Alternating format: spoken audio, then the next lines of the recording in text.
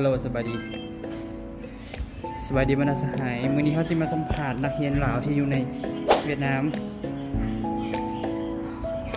ชื่อหยังสื่ออนุสิทธิ์เจ้ามาเวียดได้จักปีแล้วค่อยมาเห็นเวียดได้ปีหนึ่งกับ4 เดือนแล้วเจ้ามีความรู้สึกแนวใดเมื่อครั้งแรกที่เจ้ามาเวียดนามรู้สึกแปลกหูแปลกตานิดหนึ่งแต่